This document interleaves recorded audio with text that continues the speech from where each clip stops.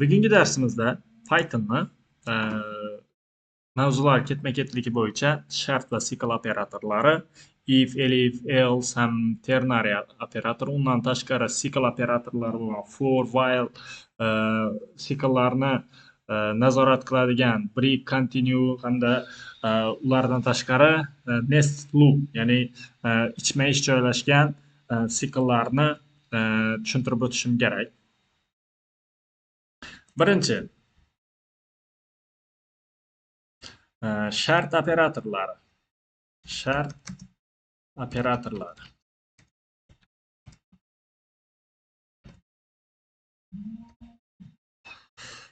Shart operatorlari bizda avvalgi darslarimizda o'tgan if operatori bu shart operatori hisoblanadi. Misol uchun biza avvalgi darslarda age, misol 20 degan qiymat berib, yoshi mana shu 18 dan katta bo'lsa balog'atga yetgan, aks holda yetmagan degan yozuvlarni chiqarishni ko'rgandik.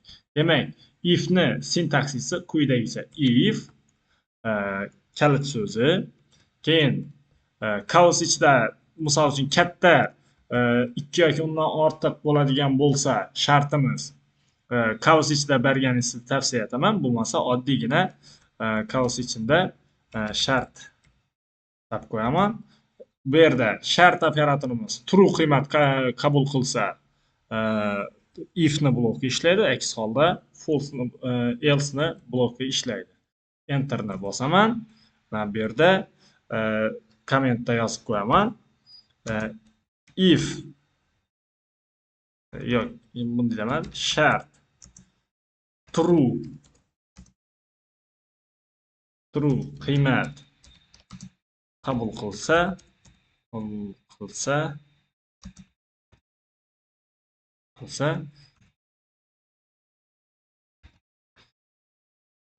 bu blok ishlaydi deb qo'yaman. Sintaksisini sizlar tushuntirish uchun. Aks holda bu aks holda endi else operatori bo'ladi. Else operatori mana shu shartimiz false qiymat qabul qilsa ishlaydigan blok. Else dan keyin 2 nuqta qo'yamizda, enter tugmasini bossak, mana shu else ni blokini bildiradi. Mana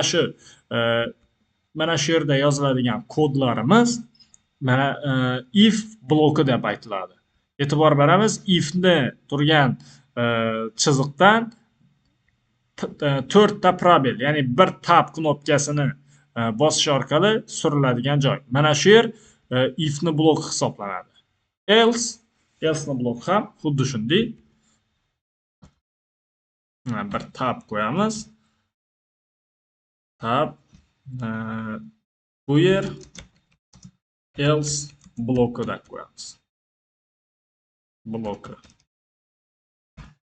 Demak, sintaksisi quyidagicha bo'ladi ekan. Endi bulardan hammasini komment olib qo'yaman. Sizlarga tushunarli endi sintaksisni tushuntirish maqsadida. Endi kelinglar. Mana buni boshqatdan yozib beraman. Age teng 20 qiymat berdik. Agar age'imiz 18 dan kichkina bo'ladigan bo'lsa, mana shu operatorni tekshiradi. Agar shu operatorimiz qiymati true bo'ladigan bo'lsa, mana shu ifni tanasiga o'tadi. Enterni bossam, mana ifni tanasini ko'rsatadi. Print yozsin, siz balog'atga yetmagansiz.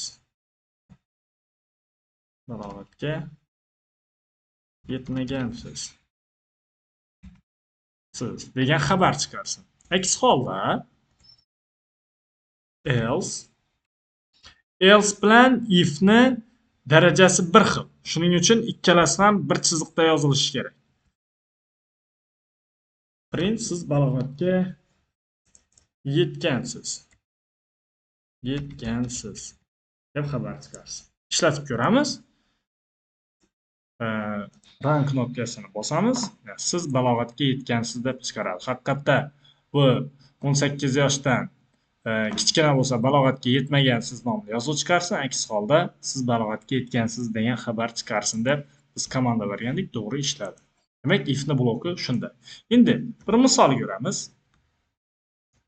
Misol 3 sondan kattasini hisoblash tamali topish. 3 sondan kattasini topish. Misol uchun bizda A teng 10, B teng 20, S teng 30. Yaxshi, biz sinonga 15 qo'yamiz. 15 degan qiymat berilgan bo'lsin. 3 ta qiymat. Shulardan kattasini topishni if operatori bilan ishlashni ko'ramiz. Men birinchisini max nomli o'zgaruvchi ochaman-da, unga a ni, ya'ni birinchi safar maksimumimiz a deb o'ylab turaman. Agar maximiz b dan kichkina bo'ladigan bo'lsa, demak maksimumimiz b ga teng.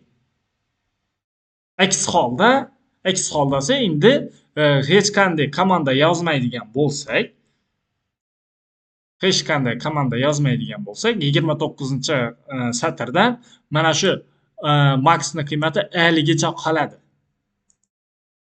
Endi boshqatdan if komandasini beramiz. Agar maksimumimiz s dan kichkina bo'ladigan bo'lsa, demak maksimumimiz s ga teng. Bu algoritmni o'zingiz bir uyda yana takrorlab ko'rasizlar. Mana shu 32-qatordan boshlab bizani max nomli o'zgaruvchimizda yoki a ni qiymati eng katta, bu yerda yo b niki yoki s niki kattaligi kelib chiqadi. Endi print qilamiz. Print max. Maxni bunday qilamiz. Maksimum probel virgul max. Xo'sh. Bu yerda xatolik yo'q.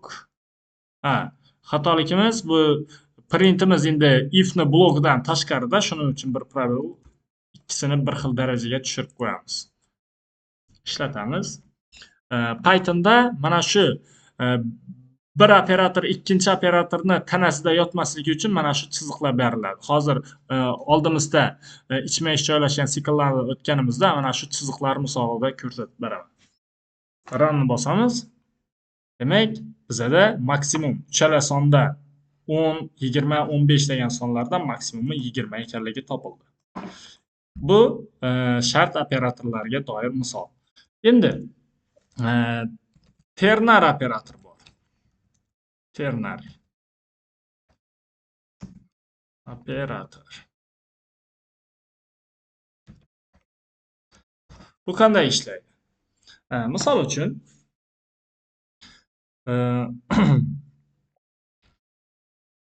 qanday misollarni ko'rgandim men? Bo'pti, yaxshi. Name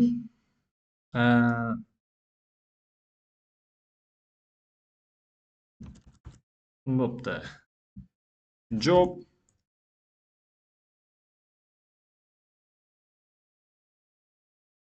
student nomli o'zgaruvchi kiritaman. Job nomli o'zgaruvchi.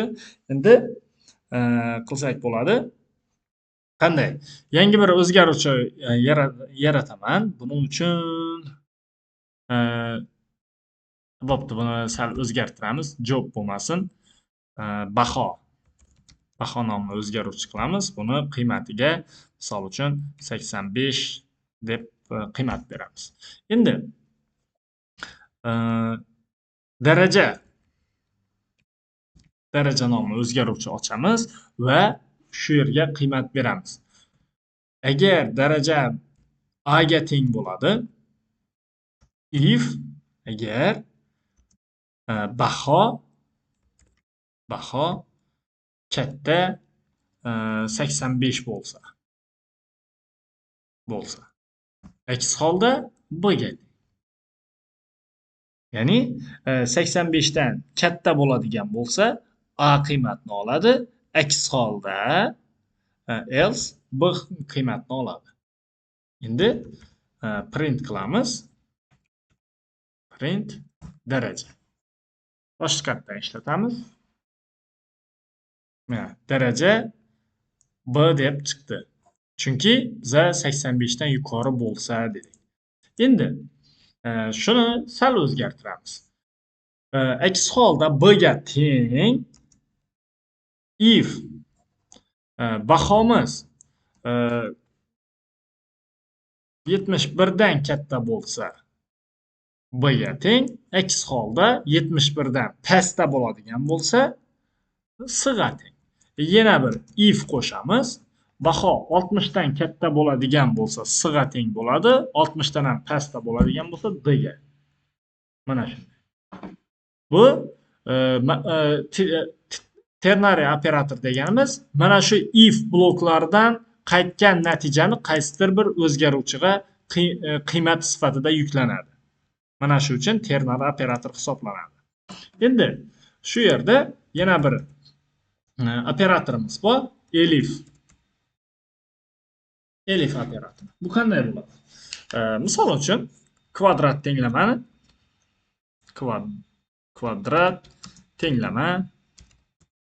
tenglamani yechish. Kvadrat tenglama qanday bo'lardi? A x ni kvadrati daraja ko'rinishida yozib qo'ying. Kvadrati plus bx plus s teng 0 ko'rinishidagi kvadrat tenglama. Shuni yechimini topish uchun bizda diskriminantning darajasiga qarab, ya'ni 0 dan katta yoki d 0 ga teng bo'lsa yoki d 0 dan kichkina bo'ladigan bo'lsa, 3 xil holatda tenglamani javobi yechilar edi. Endi sal o'zgartirish kiritamiz va modelini tuzib chiqamiz Pythonda. Bizda mana bu abslarni endi sal qiymatini o'zgartiramiz. A teng. Endi boshqa abslar bor. A teng 3, B teng 9, S teng misol uchun -6 deylik. Mana qiymatlar kiritildi.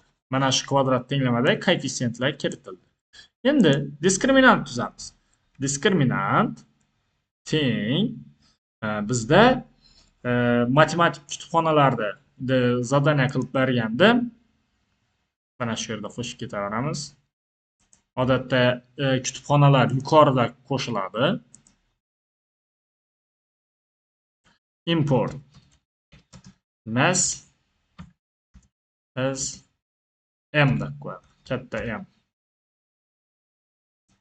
Bu hali import qilishni keyingi yaxshi kichkina m deb qo'yamiz. Keyingi darslarimizda ko'rib o'tamiz.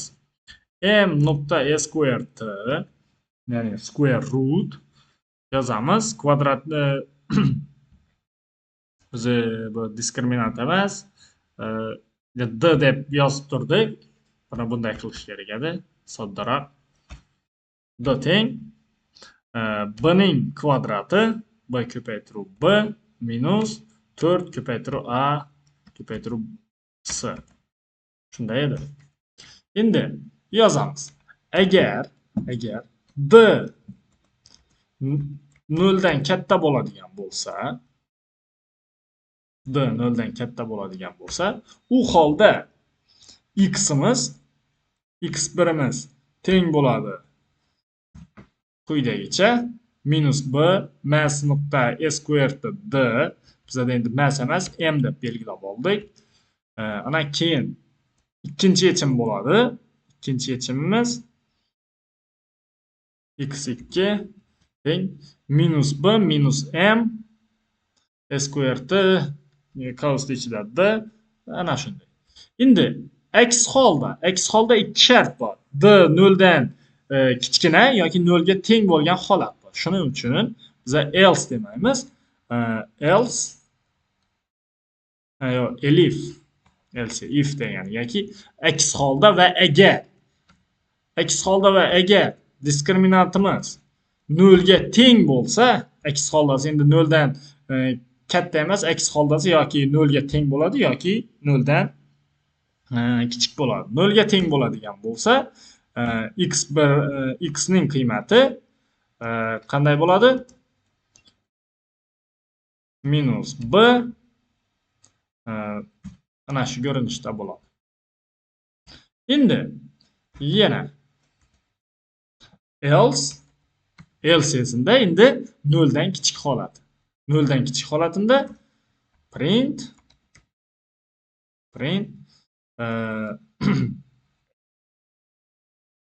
print tenglama yechimga ega emas. Tenglama yechimga ega emas nomli xabar chiqarsin. Mana elifning ishlatilishi. Ishlatamiz. To'g'ri chiqardi. Bizda oxirinda mana buni yozish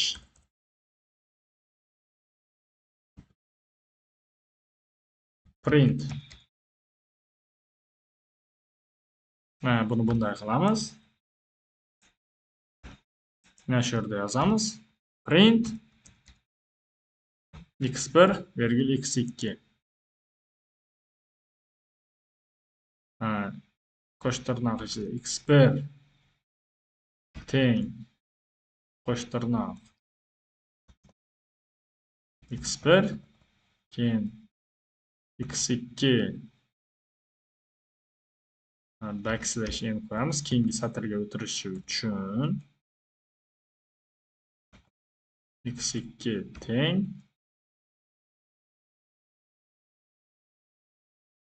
virgül x2. Mana bo'ldi. Keyingisidan print x1 teng x2. X teng bitta yechim bo'lsa faqat tushunamiz. Mana shunday holatda o'zgartiramiz. Ishlatamiz. Demak, birinchi kvadrat tenglamani birinchi yechimi 0 shunday chiqdi, ikkinchi yechimi esa quyidagicha chiqdi. Mana elifda ishlatilishiga doir bir misol. Endi xo'sh, buni sal kattaytirib qo'ying.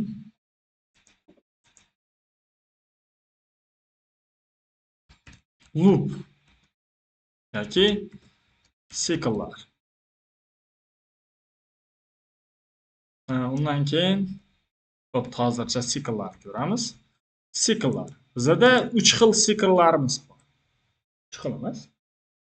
For, while, ana keyin hozir ko'radigan bo'lsak, do while bunda ishlarmikan? Hozir while loop, do while menimcha ishlamasa kerak. Hozir shundan ko'ramiz. For while sikllar. Qanday ishlatamiz?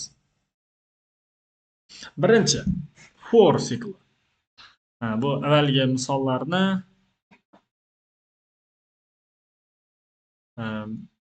mana shu joydan boshlab 1 2 3 yo'q. Kommentga olib turaman. 3 ta apostrof yoki 3 ta qo'sh tirnoq. Bu yerga kelamanda, mana bu yerdan 1 2 3 ta qo'sh tirnoq qilaman. Bu faqat kommentga olish uchun bo'ldi. Ishlatamiz. Bu hozir birinchi misolimizda nimalar berilgan ekan? For misol uchun n teng 5 1dan 5 gacha bo'lgan sonlarni chiqarib beruvchi dastur tuzamiz. Buning uchun for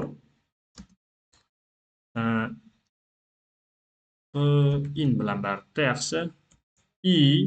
In teng range 1dan boshlab n plus 1 gacha. Hozir biz faqat n ni ko'ramiz. N gacha print qilsam i teng yozuv bilan i ni ishlatamiz. Cycle aylandi. Mana shu chegara va bu n'imiz endi o'zidan bir oldingi xatgacha i teng 1 birinchi siklda, ikkinchi siklda i teng 2 va hokazo i teng 4 gacha chiqardi. Biza siklimiz komandasida 79-satrda faqat ekranga mana shu birdan boshlab engacha bo'lgan sonlarni i teng yozuvi bilan chiqarib ber degan komandani berdik. Endi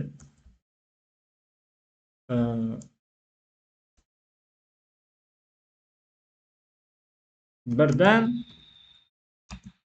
boshlab engacha sonlar yig'indisi topish.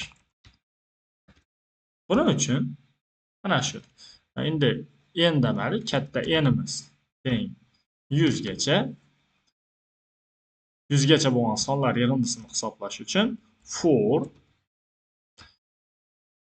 in i teng range degan maxsus funksiyasi mana shu oraliqni bildiradi.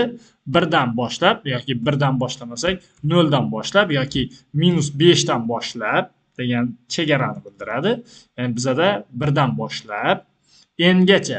Endi n'inchi xat kirmaydi. Ya'ni 100 gacha deganda 100 ni olib tashlaydi, 99 da to'xtaydi. 100 ni ham qo'shadigan bo'lsak, bunga n plus 1 deb nom qo'yishimiz kerak. Endi hisoblash uchun yangi o'zgaruvchi ochamiz. S bu yerda s ni boshlang'ich qiymatini yig'indini endi odatda s bilan belgilaymiz. S plus teng i. Ya'ni bu bunday degan. Avvalgi s ga s plus 1 degan.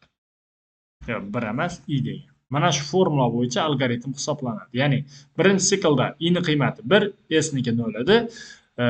0 ga 1 ga 0 ni qo'shadi, s ga beradi. Ya'ni s ni qiymati birinchi siklda 1 ga teng. Ikkinchi siklga kelganda i ni qiymati 2 ga teng. S ni avvalgi qiymatida 1 saqlanib qolganda 1 ga 2 ni qo'shadi, s ni qiymati 3 ga teng. Ikkinchi siklimiz tugaganda s ni qiymati 3 ga teng. Uchinchi sikl kelganda i ni qiymati 3 ga teng. Undan oldingi s ni qiymati u ham 3 ga teng, yig'indi 6 ga teng. Demak, uchinchi siklimizda s ni qiymati qancha bo'ladi? 6 ga teng bo'ladi. Va hokazo 99 ga kelganda i ni qiymati 99 bo'ladi. S da 99 gacha bo'lgan sonlar, ya'ni 98 gacha bo'lgan sonlar yig'indisi bo'ladi. Yig'indida ana shu 99-sikl aylanganida s ni qiymatidan 1 dan 99 gacha bo'lgan sonlar yig'indisi bo'ladi. 100-siklga kelganda i ni qiymati 100, s da 99 gacha bo'lgan sonlar yig'indisi, yig'indi keyin 1 dan 100 gacha bo'lgan yig'indisini hisoblaydi va sikl to'xtaydi. Endi oxirida siklni tanasidan chiqdik degani mana shu for bilan bir xil darajada yozilishi kerak. Print s teng s deb yozilishi kerak. Ishlatamiz.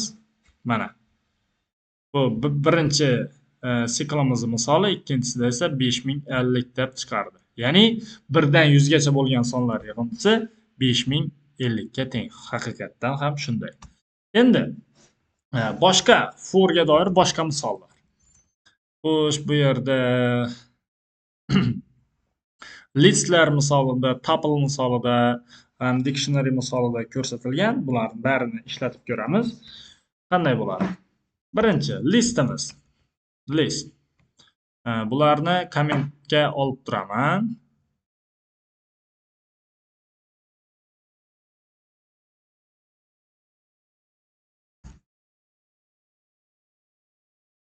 Bularni kommentga olib turaman. List. Misol uchun list fruit deb qo'yamiz. Fruits. Teng yozamiz. Birinchi apple, pear, banana, peach,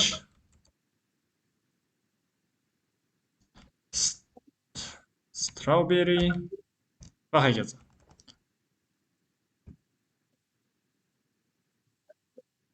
Mana birinchi list fruitimizda shuncha meva bor. Endi siqil aylantirish quyidagicha bo'ladi. For bizda endi har safar i bo'lmasin, oddiy bir f nomli bir yordamchi o'zgaruvchi ochamiz. In fruits nomni chiqarsin va uni print f deydigan bo'lsak, har bir siklda mana shu mevalarni bittama-bitta ekranga chiqarib boradi. Ishlatamiz. Mana bizada listimiz ichidagi barcha elementlarni quyidagicha ketma-ketlikda chiqarib bordi.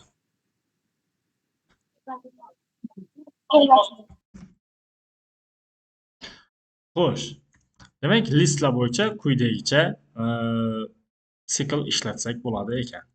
Endi keyingisi tupledan yoki stringlarda shu stringni ko'rsak bo'ladi. Dictionary hamda setda ham barchasida bir xil set, keyin tupleda ham listni o'zida bir xil jarayon ketadi. Faqat yangilik bo'lishi mumkin. Stringni ko'ramiz. Xo'sh, mana buni komment olib turaman. Va shu yerda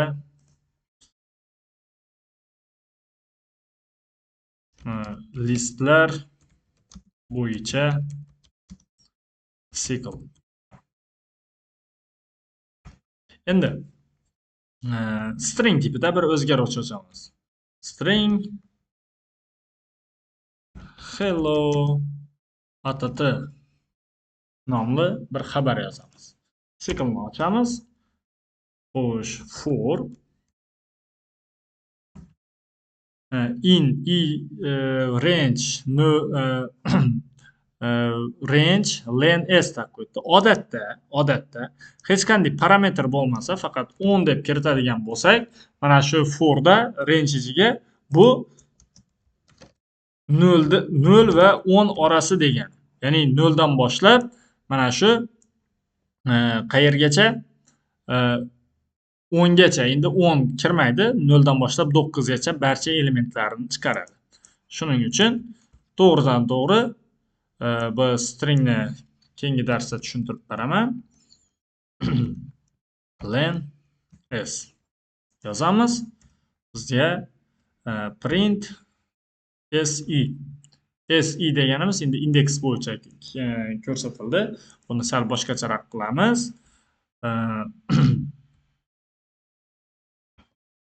S ning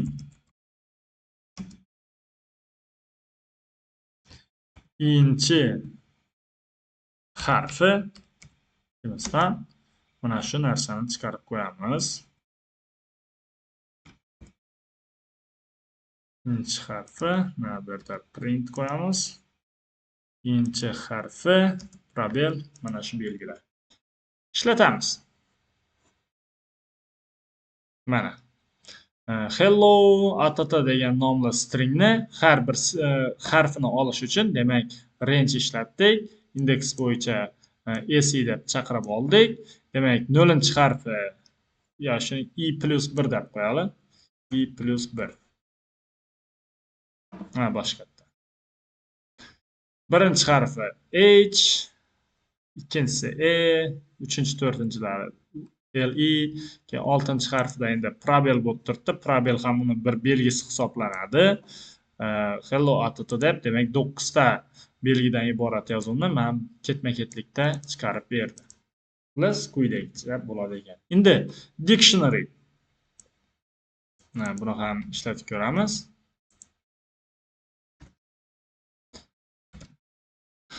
Dictionary 1 teng yozamiz. X ning o'zgaruvchisining qiymati misol uchun 5, virgul. y ning qiymati qo'sh tirnoq ichida y ning qiymati bu formula yozibmi? Yo'q.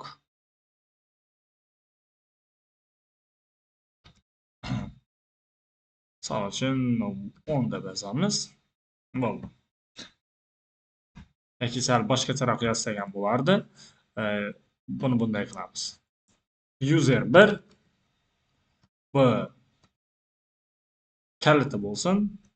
Paroli 1-2 misol uchun QWERTY 1-2-3. Ikkinchisida user 2 paroli misol uchun Aziza 1-2 virgül user 3 yana shunday QWERTY 1-2-3-4 bo'lmasin. Microsoft bo'lsin. Mana bu dictionary. Buni alohida tushuntirib beraman. Endi buni ichida for in it teng in xo'sh buni to'g'ridan to'g'ri va yuqoridasida list fruits deb yozdik. Xo'sh in dictionary 1 ichida endi hozir bu items degani bor. Itemlari bo'yicha hozir to'g'ri dictionary o'zini olamiz. Keyin print dictionary i. Buni sal boshqacharoq qilib yozaman. Xo'sh, bu ss aynan shuni ko'chirib tushuntirib beraman. Biz endi i deb yozdik. Sal o'zgartiramiz. Mana bu i d i. Ya'ni bu i deganimiz va o'zi mana bu kalitni olib beradi. Mana shu kalitni di deb d emas.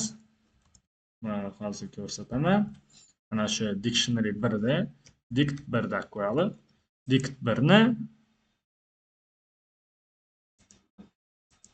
mana shu ko'rinishda yozsak bo'ladi. Mana bo'ldi. Xo'sh. Ishlatamiz. Bu demak birinchisi i ni o'zi keyni olib beradi. Dict 1 i deb yozadigan bo'lsak, unda mana shu QWERTY ni qiymatini olib beradi. Ishlatamiz. Xo'sh, mana shu yerda xatolik berdi. Hozir ko'rib beramiz. I ni inchisi desak, yo'q. Hozir ishlatamiz buni.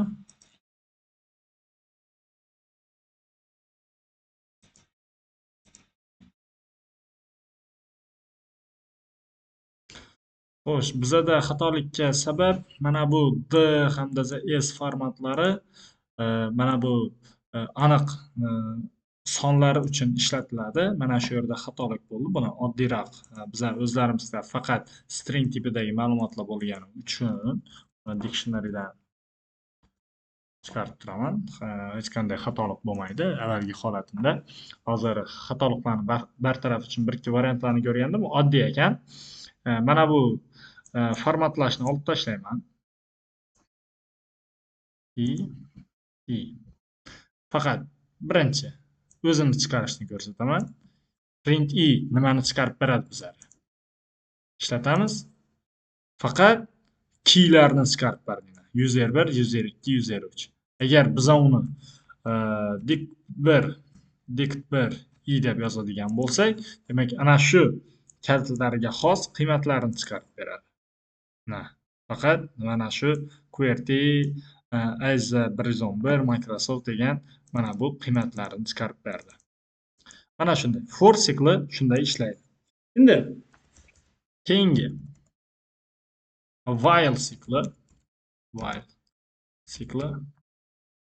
quyidagicha. Bularni kommentga olib turaman.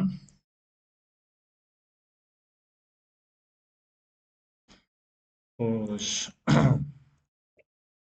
While sikli uchun bizda aynan shu hodisalarni while sikliga tashlaydi. Misol uchun birinchi misoldagi 1 dan 100 gacha sonlar yig'indisi. Hisoblaymiz. Buning uchun n teng 100 while shuni n teng 100 demaylik, 1 deb turadi hozircha. While n'imiz kichkina yoki teng 100 bo'ladigan bo'lsa, siklni boshlasin. Ya'ni while'da tarjima qiladigan bo'lsa, toki mana shu shart bajarilar ekan, sikl davom etsin. Endi s ham qo'yaylik, s teng 0 yozamiz. S ning qiymati teng s plus n yoki boya yozib berganimdek s plus teng n. Farqi yo'q, qaysi o'zingizga ma'qul bo'lsa shuni yozsangiz bo'ladi. Lekin bu faqat cheksiz sikl bo'lib ketadi. Chunki biz shartimizda n 1 deb kiritdik. Har safar siklni boshlashdan oldin undagi shartni tekshiradi. N ning qiymati 1 mi, 100 ga tengmi, s ning qiymati 1 ga oshib boraveradi.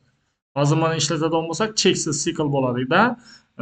Endi paycharim o'zi cheksiz siklni to'xtatadi, lekin kompyuter xotirasi to'lib ketishi mumkin. Shuning uchun iloji boricha cheksiz sikl aylanishiga ruxsat bermang. Ya'ni cheksiz sikl aylantirmang.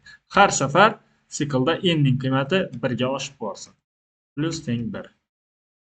Bo'ldi. Oxirida siklni tugatgandan keyin s teng degan yozuv chiqsin. Ishlatamiz. Qarabsizlarki, yana shu 5050 to'g'ri chiqdi. Qachon ishlatamiz while? Misol uchun qanday bo'lsin? Login beramiz. Login teng, misol uchun user 1, password teng, misol uchun 1 2 3 deb qo'yamiz. Endi ishlatamiz. While loginimiz user 1 ga teng bo'lsa va yo'q, 1 ga teng bo'lmasa, va password 123 ga teng bo'lmaydigan bo'lsa, print qilsin. Iltimos login va parolni to'g'ri kiriting. Nomli xabar chiqarsin va boshqatdan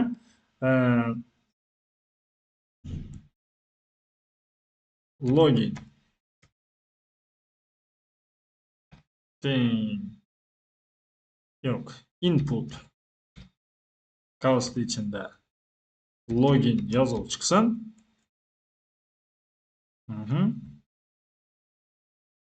Shuningdek, password uchun ham import password degan xabar chiqsin. Qachonki shu user 1 va nega 123 ga teng bo'lmasa, mana bularni olib turamiz. Faqat oddiy o'zgaruvchini e'lon qilib ketamiz. Hech qanday qiymati yo'q deb. Endi birinchi siklni boshlash uchun agar mana shu holat kiritilmasa, nima bo'lsin? Login va passwordni to'g'ri qaratib turadi. Qachonki user 1imiz kiritilgan loginimiz user 1 yoki 120 password 123 ga teng bo'lsa, sikl avtomatik to'xtaydi. Nimaga? Biz shart qo'yib qo'yibmiz. Toki mana shular user 1 ga teng emas yoki password 123 bo'lmas ekan, holat takrorlanaversin. Yozamiz. Iltimos loginni kiritamiz. Login kiritdik, passwordni kiritdik, xato kiritdik, sikl davomdan ishlaydi. Iltimos login va parolni to'g'ri kiriting, yana boshqatdan yozamiz. Password yana yozamiz, ketdi. Iltimos login va parolni to'g'ri kiriting. Boshqatdan yozamiz. password ketdi. Qachonki biza user 1 passwordimiz 1 2 3 desak, sikl to'xtaydi. Finish deb turibdi. To'xtadi. Sikl mana shu parol va passwordlar noto'g'ri kiritilsa davom etaveradi. Endi while sikli shunday ishlaydi. Bundan tashqari mana yodimdan chiqargan ba'zi narsalar bor ekan. Menimcha yo'q. Hammasi joyida.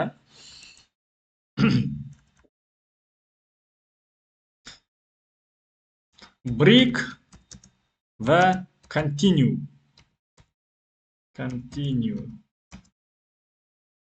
Operatorlar. Buni yozamiz. For int rangedan 10 gacha va 11 gacha deydi shuni. Birdan 10gacha bo'lgan sonlar yig'indisi. Agar ifimiz i teng 5 bo'ladigan bo'lsa, u holda break bo'lsin. Bo'ldi. Aks holda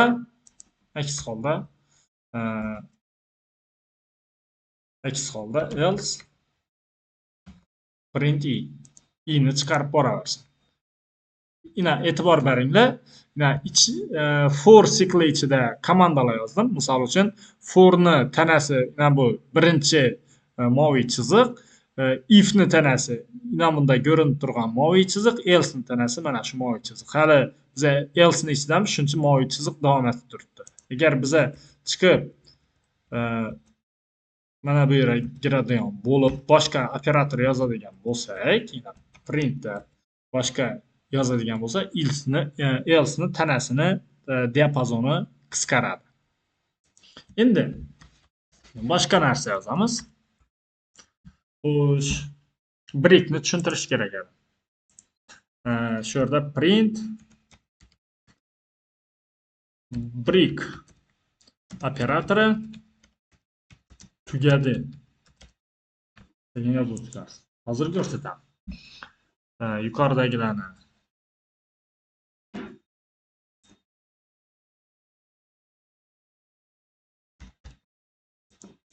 komment olib turdim. Boshqasini qaytadan ishlatamiz. Mana ketdi. Bu komandada siklda biza bergandik 1 dan 11 gacha print qil dedik. Lekin i ni qiymati 5 ga teng bo'lganda break qildi. Ya'ni sikl tushuntiraman. Birinchi i ni qiymati 1 dan boshladi. Agar i ni qiymati 5 ga teng bo'lsa break qil dedi. Aks holda print i. Ya'ni i ni ekranga chiqarib 1 dan, 2 dan, 3 ta ham, 4 ta ham ekranga ana shu i ni har sikldagi qiymatini chiqarib turdi, lekin 5-ga kelganda if bloki i ni tekshirdi. I 5 ga teng bo'lsa, mana bu yer true bo'ladi. If ni bloki ishlaydi, break komandasi, break operatori siklni to'xtatadi, sindiradi. Ya'ni sikl qachonki break operatori bo'lsa, to'xtaydi. Ana shunday. Shuning uchun ham 5 dan keyin to'xtadi. 5 dan keyin siklni 6-7 qadamlariga o'tmadi. 5-da mana shu yerda tekshirdi, to'xtadi. Endi continue ni qo'yadigan bo'lsak, shu yerda continue. Ya'ni davom qil degan operatorini qo'yadigan bo'lsak, u holda qanday bo'ladi? Natijani ko'ramiz. 1 2 3 4 keldi. Lekin 4 dan keyin 6 ga sakrab ketdi. Bu degani, agar i ni qiymati 5 ga kelganda continue operatorini ishlat deb siklda komanda berildi. Continue siklni mana shu joydan keyingi siklga sakratib boradi. Ya'ni bu keyingi qadamga o'tmaydi. Mana shu continue dan keyin keyingi qadamga o'tib ketadi. Shuning uchun ham 5 ni ekranga chiqarish komandasini ishlatmadidan faqat 6 ga o'tib ketdi. Break va continue xuddi shunday ishlaydi. Endi ichma-ich joylashgan sikllar. Ichma-ich joylashgan sikllar. Ya'ni nested loops. Xo'sh, ichma-ich joylashgan sikllar qanday misol? Bunaqa. N teng berilgan, misol uchun 10 deb beriladigan bo'lsa va yuqoridagilarni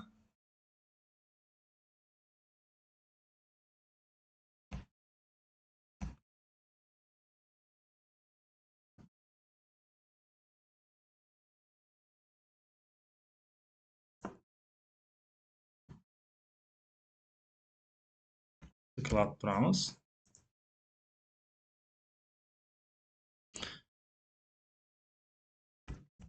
N teng 10 for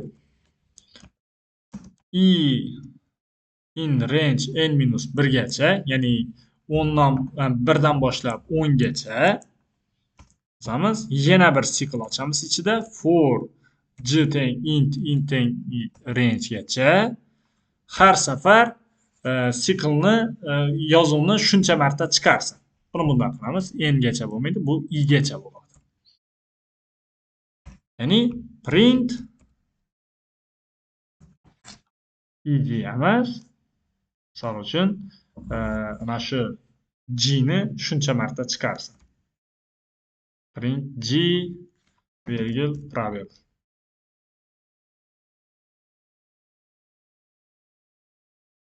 Yo'q, buni shunday qilsak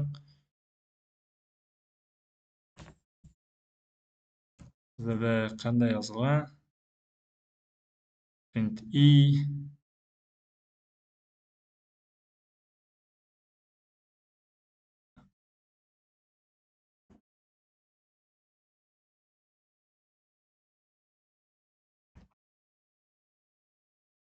endi teng menimcha mana shu komanda. Probel orasini probel qo'yib chiqarib boraveradi. Birinchi sikl tugagandan keyin print qilsin.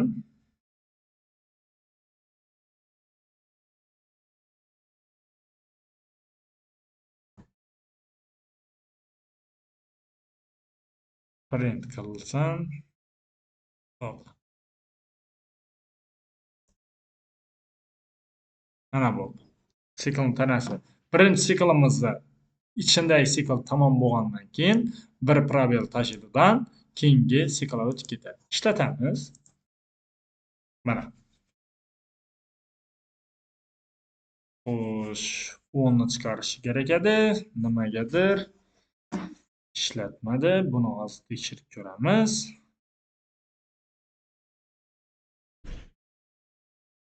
Xo'sh, 1 ni 1 marta, 2 ni 2 marta, 3 ni 3 marta chiqarish kerak edi. Xo'sh.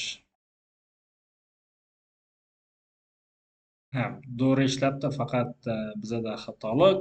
Bu yerda j ni emas, i ni chiqarish kerak edi. I ni chiqaramiz. Mana bo'ldi. Hozir biz i gacha deb komanda berdik, shuning uchun i dan bir sikl kam ishlab turibdi.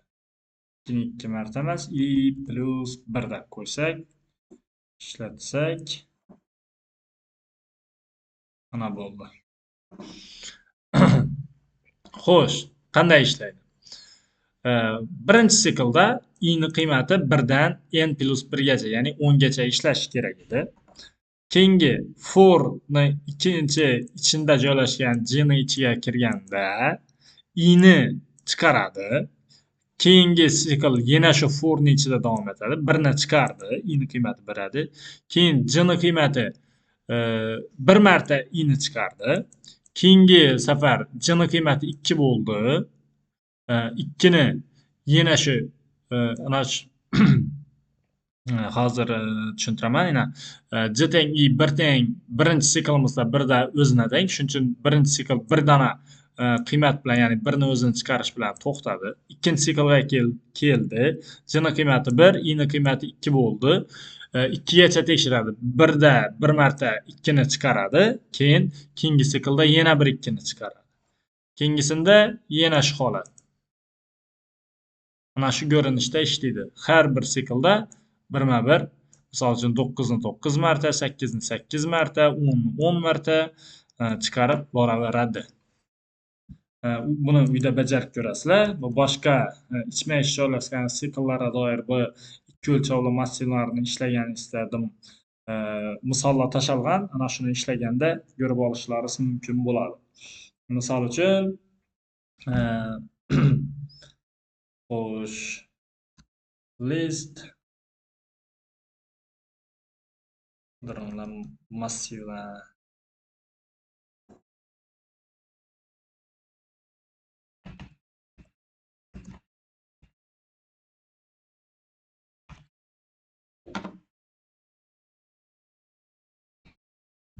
xo'sh, hozir massivlar